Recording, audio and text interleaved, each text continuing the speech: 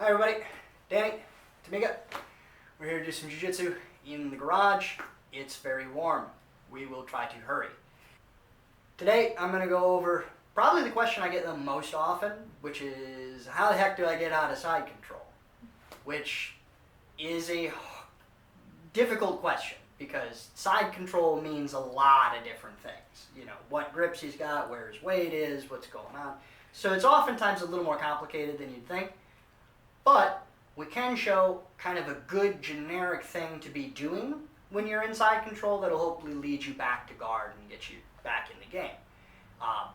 For very specific side control pressure, there's going to be very specific escapes. If I have access to or don't have access to any of my frames or posts or whatever. So for right now, we're just going to look at two. We're going to go kind of a real common kind of side control you might get right off the pass. And then we're going to go worst case scenario, they have the underhook, they have head control, you're flat on the ground. Alright, so I'm going to lay on my back here, she's going to pass my guard. Alright, see you in a second. She's going to be putting pressure on me here, but I'm going to have inside bicep control on this side. Because as they pass, try to at least get that. Right? So a lot of times when I'm getting passed, I'm protecting my head because what they'd like to do, go ahead, is this, right? But this is that worst case scenario we were talking about. So instead, I'm going to turn and I'm going to protect my head. Now if she goes to control my head, it's going to be a lot harder. Even if she wants to put me flat on my back, it's going to be very difficult if I don't give her a handle, which would be my head in this case. But regardless, she puts her weight on me, we're here, but I have this hand. So what I'm going to do is I'm going to retrieve my other frame. So I would like a frame on this side. You can do that a couple of different ways. The easiest way to do it is to start on their cheek and get in here. They will generally move their face. If they don't, I can use my hand here to push and come through. Sometimes you can give them a thump here and come back. However you got to do to get that arm in there, it's worth it. So my frame now is on the neck and then on the shoulder. What I'm going to do now is I'm going to turn and get on my side. That's hard to do if they've got a ton of weight on me here. So I'm going to need a bridge. I'm going to bring my feet close to my butt and I'm going to bridge. I'm not expecting to be able to push her off of me. I'm holding a frame here and lifting the whole frame. Big bridge movement. Once I bridge, I'm going to keep my frame out at a bit of a distance and I'm going to use that space to move my hips out. Here. It's just a shred. But if she puts a lot of pressure on me here, I can't do it here real easily. I have to bridge and move my hips. Now my bottom knee comes across the belt. I just shove it in there. If I go to bridge and I don't put that knee in and I start trying to move my hips away, she's going to eat this space up again. So I'm here, I bridge, come out, that knee stops her from coming forward. As she does, I'm going to straighten my knee and my hip to bring myself back in line. As she continues to come forward, you can move that leg out. Now, it's almost never going to look that pretty as I'm coming out because they're going to be trying to pass guard again. She's going to be pushing on that knee to try to clear the knee. There's stuff you can do to each other along the way. The idea is I get a frame, I make my bridge, I come here. Now, no matter what happens, I'm going to at least end up in guard.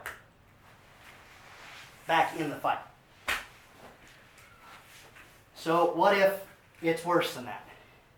Oh, it gets worse. How bad is it? How bad is it? How bad is it? We've got shoulder pressure on my face. She's got an underhook.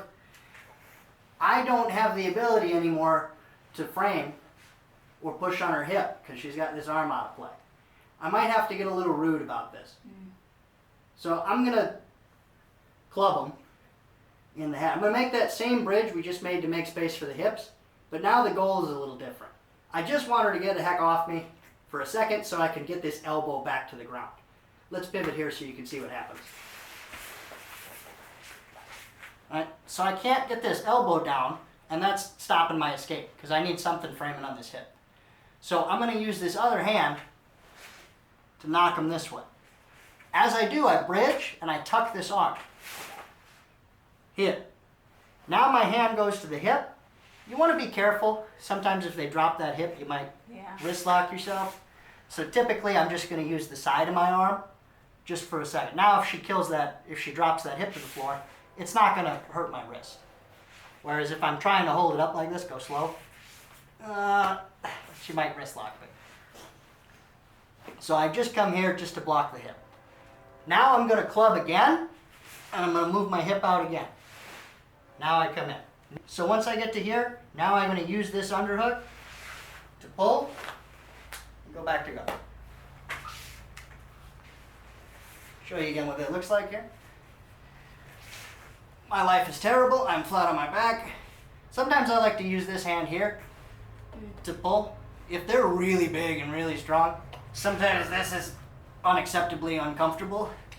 So I'll grab the top of the shoulder here and I'll sort of pull it down toward their hip. It takes enough of this pressure off that I can club and start coming to here. I block the hip, I move my hips again, I insert this knee. Now I can carry this with me. We go back to full guard. All right, so that's one way to get out of side mount. There's only 341 of them left. None of them are easy. Getting out of side control is hard. So don't get discouraged if you're trying stuff to get out of side mount and the other guy is still smashing your face. No matter how good and solid the escape is, it's still going to be a lot of work to get off the bottom when you've given up that much. When she's got my head, she's got the underhook. She's won a lot of small victories on the way to making that position super secure. So it's going to take just as much work for me to tear that down and start my escape as it did for her to get it. So don't rush through the escape thinking it's just going to be one movement and I'm done. That whole escape might take 30 seconds, 35 seconds, 50 seconds, depending on how badly mired you are in there. Mm-hmm. But what other choice do we have? We're on the bottom. It's time to get out. All right? So give it a whirl. See you guys soon.